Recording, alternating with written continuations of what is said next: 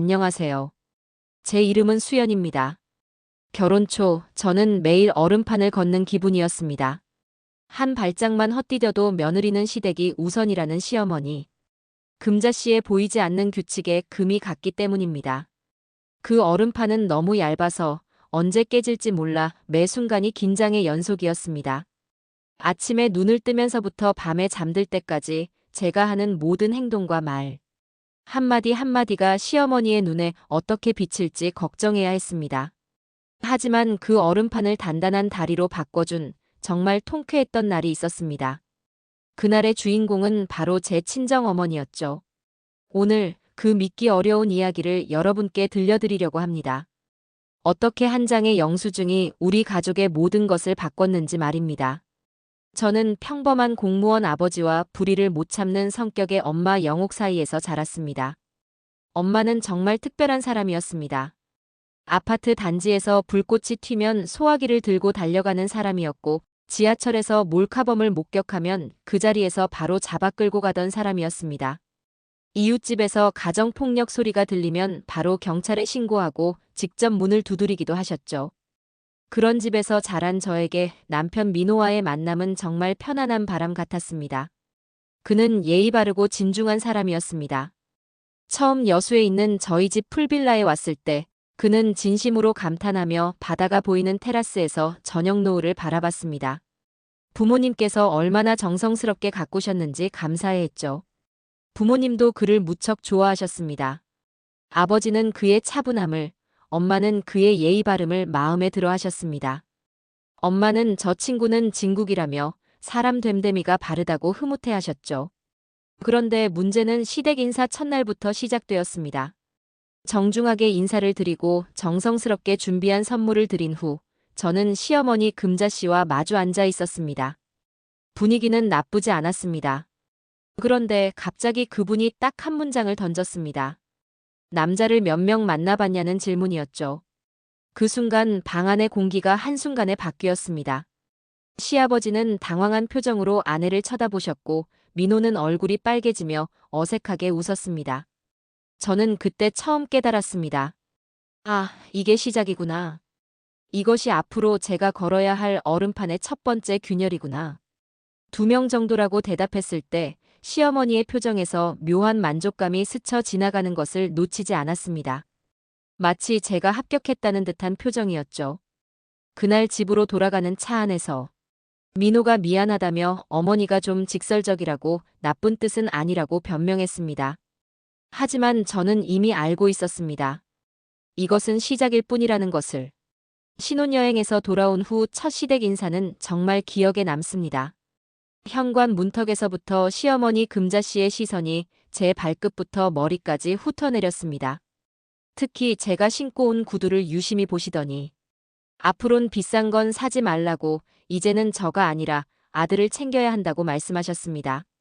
그 한마디에 담긴 의미를 이해하는 데는 오래 걸리지 않았습니다. 저에게 쓸 돈이 있다면 남편에게 써야 한다는 뜻이었죠. 저녁상에서는 더욱 노골적이었습니다. 고기 반찬들이 모두 남편 앞에만 쌓였고 제 그릇에는 나물만 조심스럽게 옮겨졌습니다. 김치도 생선구이도 모든 것이 남편 중심으로 배치되었습니다. 저는 그 순간 선택해야 했습니다. 참고 넘어갈 것인가 아니면 작은 반격을 할 것인가. 저는 말없이 고기 반찬을 제 그릇으로 조금씩 가져와 천천히 씹었습니다. 작은 반격이었지만 분명한 메시지였습니다. 저도 이 집 사람이라는 뜻이었죠. 그런 미세침들은 그 후로도 끝없이 이어졌습니다. 보험 가입할 때는 남편 이름으로만 하라고 여자는 언제 어떻게 될지 모른다고 하셨습니다. 전화 통화할 때는 친정에 너무 자주 전화하지 말라고 시댁이 더 중요하다고 하셨죠. 집안일 할 때는 아들이 원래 깔끔한 애인데 요즘 좀 늘어진 것 같다며 제 탓으로 돌리셨습니다. 하나하나는 작은 바늘 같았지만 매일매일 쌓이다 보니 마음속 깊은 곳까지 아팠습니다. 특히 민호가 있는 자리에서 이런 말들을 하실 때면 저는 정말 견디기 어려웠습니다. 민호는 그때마다 어색하게 웃으며 화제를 돌리려 했지만 근본적인 해결책은 되지 못했습니다.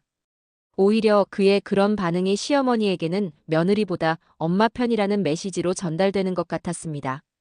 저는 점점 더 조심스러워졌습니다. 옷을 고를 때도 말을 할 때도 심지어 웃을 때도 시어머니가 어떻게 생각하실지 먼저 고민하게 되었습니다. 그렇게 얼음판은 더욱 얇아져 갔습니다.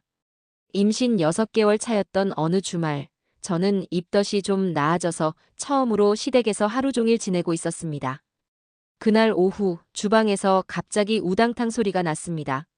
뭔가 떨어지는 소리에 급하게 달려가 보니 시어머니 금자씨가 플라스틱 통을 들고 계셨습니다. 그런데 그 통 안에는 친정에서 가져온 김치가 들어 있었습니다. 제 엄마가 직접 담그신, 저를 위해 특별히 덜 짜게 만들어주신 그 김치를 시어머니가 음식물 쓰레기통에 버리고 계신 거였습니다. 임신 중엔 짜고 자극적인 거 먹으면 안 된다고, 뱃속 아기한테 해롭다고 말씀하시면서 말이죠. 그 말을 들은 순간 저는 정말 멘털이 무너지는 걸 느꼈습니다. 임신한 며느리를 걱정하는 말이라고 하기에는 그 행동이 너무 잔인했습니다. 제 엄마가 새벽부터 일어나 직접 배추를 다듬고 젓갈을 조금만 넣고 고춧가루도 평소의 절반만 넣어서 며칠 동안 정성스럽게 만들어주신 그 마음을 하루아침에 쓰레기통에 버리고 계신 거였습니다. 그 순간 임신부라는 걸 잊고 목소리를 높이며 항의했습니다. 그때 소리를 듣고 나온 남편 민호가 정말 처음으로 크게 분노했습니다. 어머니께 이건 아니라고, 장모님이 직접 담가주신 건데 어떻게 이럴 수 있냐고 따졌습니다. 민호의 목소리에는 지금까지 들어본 적 없는 단호함이 있었습니다. 시어머니도 당황하셨나 봅니다. 그런 아들을 본 적이 없으셨겠죠. 며느리 생각해서 했다고 변명하시는 시어머니에게 민호는 생각해서 하신 거면 미리 말씀을 하셨어야 한다고, 이건 예의가 아니라고 단호하게 말했습니다. 그날 저녁 시아버지 병석 씨가 저를 따로 불러 진심으로 사과하셨습니다. 자신의 탓이라고, 집사람을 너무 외롭게 둔 게 문제였다고, 아들만 바라보고 살아온 사람을 제때 말리지 못한 자신이 잘못했다고 말씀하셨습니다. 시아버지의 그 진심 어린 사과에 저는 처음으로 이 집에서도 저를 이해해주는 사람이 있다는 걸 느꼈습니다. 그날 밤 민호와 저는 오랜 시간 대화했습니다. 그리고 처음으로 서로의 마음을 진정으로 이해할 수 있었습니다. 그날 얼음판에 첫 번째 큰 금이 갔습니다. 드디어 아이가 태어나는 날이 왔습니다.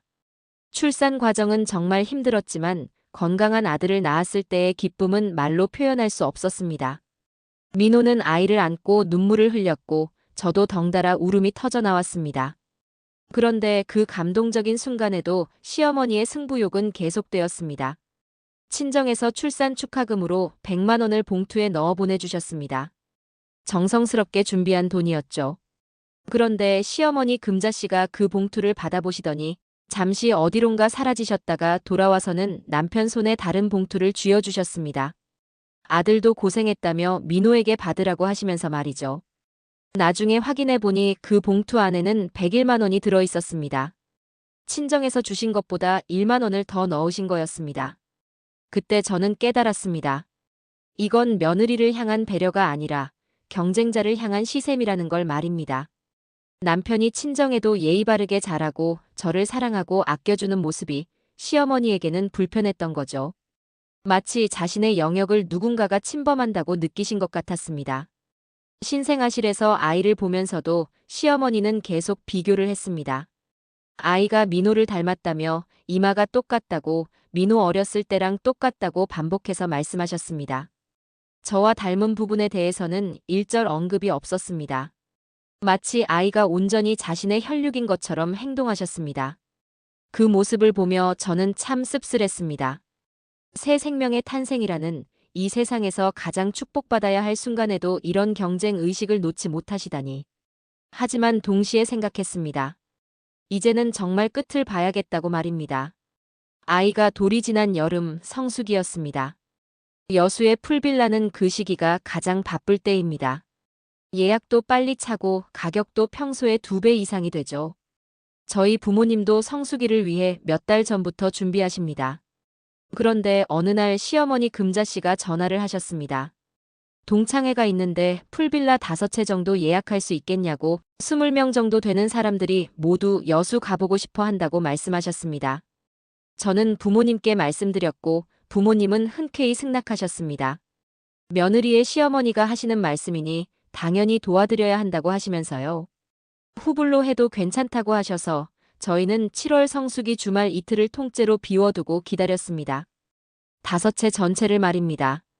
그날을 위해 저희는 새벽부터 장을 봤습니다. 20명이 먹을 바베큐 재료며 각종 밑반찬까지 준비했죠. 부모님은 며느리 시어머니의 체면을 위해 평소보다 더 신경 써서 준비하셨습니다.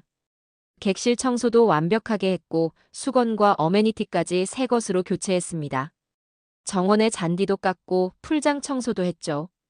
그리고 체크인 시간 1시간 전까지 저희는 모든 준비를 마치고 기다리고 있었습니다. 그런데 체크인 시간이 되어도 1시간이 지나도 2시간이 지나도 아무도 오지 않았습니다. 걱정이 되어 전화를 드렸지만 받지 않으셨습니다. 그리고 저녁 7시쯤 드디어 문자 한 줄이 왔습니다. 갑자기 사정이 생겨서 취소한다는 내용이었습니다. 그게 전부였습니다. 사과도 설명도 없이 단 한 줄의 문자로 취소하신 거였습니다. 그 순간 저는 정말 화가 머리끝까지 치솟는 걸 느꼈습니다. 하지만 동시에 냉정해졌습니다. 만약 제가 화를 내고 따지고 소리를 질렀다면 어떻게 되었을까요? 역시 며느리는 그런 것이라는 말을 들었을 거예요. 돈 문제로 그렇게 화내다니라는 비난을 받았을 겁니다. 저는 다른 전략을 선택했습니다. 차분하게 문자를 보냈습니다. 갑작스러운 취소가 안타깝다고 혹시 동창 모임은 어디서 하시는지, 숙소 주소를 알 수 있겠냐고 여수 지역 특산물 조금 보내드리려고 한다고 말입니다. 약 30분 후 답장이 왔습니다. 주소와 함께 고맙다는 한마디가 적혀 있었습니다. 저는 그 주소를 확인하고 엄마에게 전화했습니다. 제가 부탁할 게 하나 있다고 말입니다. 다음 날 오후 시어머니가 동창들과 함께 있는 숙소에 택배가 도착했습니다. 문이 열리자 그 앞에 서 있는 건 택배기사가 아니라 제 엄마 영옥이었습니다. 엄마는 정중하게 인사를 드리며 수연이 친정어머니라고 자신을 소개했습니다. 그리고 딸이 특산물 보내드리라고 해서 가져왔다며 상자 하나를 내밀었습니다. 시어머니 금자 씨는 당황하셨겠지만 동창들 앞에서 거절할 수도 없어 상자를 받으셨습니다. 고맙다고 말씀하시면서 말이죠. 엄마는 안녕히 계시라고 인사하고 돌아서려다가 마치 깜빡한 것처럼 다시 돌아서서 상자 안에 영수증도 함께 넣어뒀으니까 확인해보라고 말했습니다. 상자를 뜯어본 시어머니의 표정을 저는 직접 보지 못했지만 나중에 들은 바로는 정말 볼만했다고 합니다. 상자 안에는 특산물 대신 깔끔하게 정리된 영수증 한 장이 들어있었거든요. 여수 오션뷰 풀빌라 성수기 주말 2박 5일 전체 대관, 바베큐 재료 및 밑반찬 포함해서 총 금액 300만 원. 결제 방식은 후불로 미결제 상태. 예약자는 김금자. 성수기 노쇼로 인한 피해 발생으로 정산을 요청한다는 내용이었습니다. 그제야 드러난 사실이 있었습니다. 시어머니가 20명 동창회라고 했던 모임은 실제로는 3명뿐이었다는 것입니다. 동창들 앞에서 허세를 부리려고 20명 규모의 풀빌라를 예약해놓고는 막상 가지도 않으신 거였죠. 동창들도 그제야 상황을 파악했나 봅니다.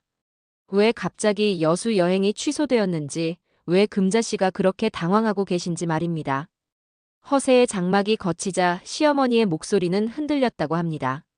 이게 농담이겠냐며 당황하셨지만 영수증은 진짜였고 피해 금액도 실제였습니다. 결국 그 자리에서 계좌이체로 전액 결제하셨다고 합니다. 300만 원을 말이죠. 엄마는 돌아서면서 마지막으로 한 봉지를 더 건네며 말했습니다. 이건 자신이 직접 담근 갓김치라고 라면에 말아 드시라고, 그리고 다음엔 이런 일 없었으면 한다고 말입니다. 그날 이후 우리 집 분위기는 완전히 바뀌었습니다. 남편 민호는 어머니와 진지한 대화를 나눴습니다. 지금까지 어머니 편에서 생각하려 했지만 아내도 소중한 가족이라는 점을 분명히 했습니다. 어머니의 행동이 선을 넘었을 때는 더 이상 묵과할 수 없다고 단호하게 말했습니다. 시어머니 금자씨는 완전히 백기를 들었습니다. 300만 원이라는 큰 금액도 문제였지만 동창들 앞에서 체면이 구겨진 것이 더 큰 충격이었던 것 같습니다. 더 중요한 것은 자신의 허세와 시샘이 얼마나 많은 사람들에게 피해를 줬는지 깨달으신 것 같았습니다. 새벽부터 준비하신 친정 부모님의 수고, 성수기에 다른 손님들을 거절하고 기다린 시간, 그 모든 것들이 자신의 자존심 때문이었다는 것을 말입니다. 그 이후로는 비교도, 간섭도, 질투도 현저히 줄어들었습니다. 전화를 하실 때도 예전처럼 무엇을 하고 있는지, 누구를 만났는지 캐묻지 않으셨습니다. 시댁에 갔을 때도 제가 하는 일에 일일이 간섭하지 않으셨죠. 관계는 냉각기를 지나 조심스러운 온기를 되찾기 시작했습니다. 서로에 대한 경계심은 여전했지만 적어도 적대감은 사라진 것 같았습니다. 그로부터 몇 달 후 민호의 제안으로 온 가족이 제주도 여행을 가게 되었습니다. 처음에는 서로 어색했습니다. 함께 식사를 하고 같은 차를 타고 이동하면서도 불편한 침묵이 계속되었죠. 하지만 아이가 있어서 그런지 점점 자연스러워졌습니다. 제주도 둘째 날 저녁 바다를 바라보며 산책을 하던 중이었습니다. 시어머니 금자씨가 갑자기 저에게 말을 걸었습니다. 며느라, 이제 알겠다고 아들만 붙들고 살았던 자신의 착각을 깨달았다고 하셨습니다. 아들이 결혼해서 새로운 가정을 이루는 것을 받아들이지 못했던 자신이 잘못이었다고 진심으로 사과하셨습니다. 저도 그동안 마음에 담아뒀던 말들을 조심스럽게 꺼냈습니다. 어머니를 미워한 적은 없다고, 다만 저를 적이 아니라 가족으로 받아달라고 말씀드렸습니다. 민호를 사랑하는 마음은 어머니나 저나 똑같으니 서로 경쟁할 이유가 없다고 말입니다. 그날 밤 처음으로 시어머니와 진솔한 대화를 나눴습니다. 시어머니도 젊은 시절 시집살이가 얼마나 힘들었는지, 그래서 아들만이 자신의 유일한 위안이었는지 털어놓으셨습니다. 저도 결혼 초 얼마나 위축되고 힘들었는지, 하지만 이 가족의 일원이 되고 싶었던 마음이 얼마나 간절했는지 말씀드렸습니다. 그 순간 얼음판은 완전히 사라지고 작은 돌다리가 놓였습니다. 서로에게 건너갈 수 있는 다리 말입니다. 지금 저희는 정말 잘 지내고 있습니다. 두 집 부모님이 여수에서 함께 식사도 하십니다. 처음에는 어색해하시던 친정 부모님과 시부모님이 이제는 서로 안부를 물으며 가족 모임을 가지십니다. 민호와 아이는 환하게 웃으며 매일을 보내고 있습니다. 시어머니는 완전히 달라지셨습니다. 이제는 제가 친정에 자주 가는 것도 당연하게 여기시고 오히려 부모님께 안부 인사를 전해달라고 부탁하십니다. 아이를 돌볼 때도 제 방식을 존중해 주시고 조언을 하실 때도 강요가 아닌 제안의 형태로 말씀하십니다. 저 역시 시어머니를 이해하게 되었습니다. 그분도 젊은 시절 며느리로서 많은 것을 참고 견뎌오셨던 분이라는 것을, 아들 하나만 바라보며 살아오셨던 외로운 어머니셨다는 것을 말입니다. 그 과정에서 저는 깨달았습니다. 결혼이라는 것은 단순히 두 사람이 만나는 게 아니라는 것을 말입니다.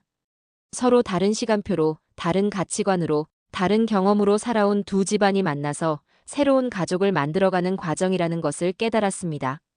그리고 그 과정에서 가장 중요한 것은 결국 놓아주는 법을 배우는 것이라는 걸 알게 되었습니다.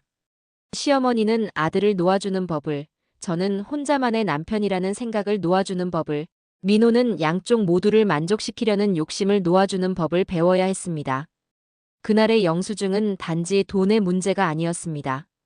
그것은 상대방의 수고와 마음과 시간을 함부로 버리지 말라는 메시지였습니다. 서로의 삶을 존중해야만 진정한 한 가족이 될 수 있다는 저희 집만의 특별한 영수증이었습니다. 물론 지금도 완벽하지는 않습니다. 가끔씩 작은 마찰이 생기기도 하고 서로의 생각이 다를 때도 있습니다. 하지만 이제는 그런 차이를 인정하고 받아들이는 법을 알게 되었습니다. 더 중요한 것은 이제 저희는 서로를 경쟁 상대가 아닌 협력자로 여긴다는 것입니다. 시어머니와 저는 모두 민호와 아이를 사랑하는 사람들이고 이 가족의 행복을 위해 함께 노력하는 동반자라는 것을 깨달았습니다.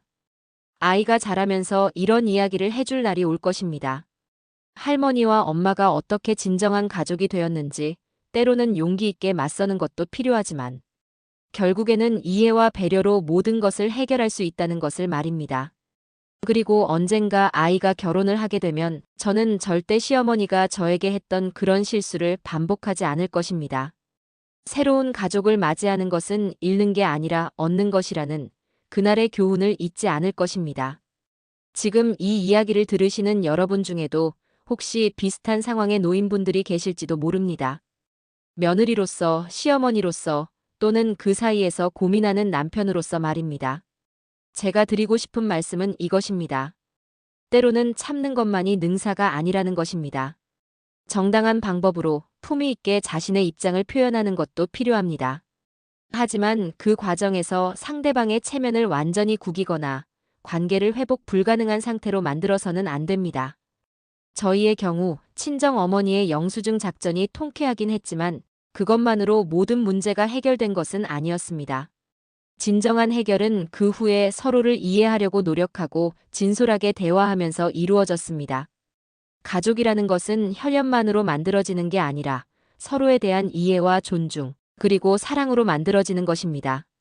그리고 그런 가족을 만들어가는 과정에서 우리는 모두 조금씩 더 성숙한 사람이 되어갑니다.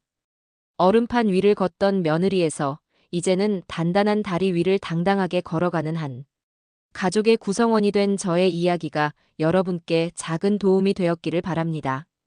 그리고 무엇보다 여러분 모두의 가정에도 이해와 사랑이 가득하기를 진심으로 기원합니다. 감사합니다.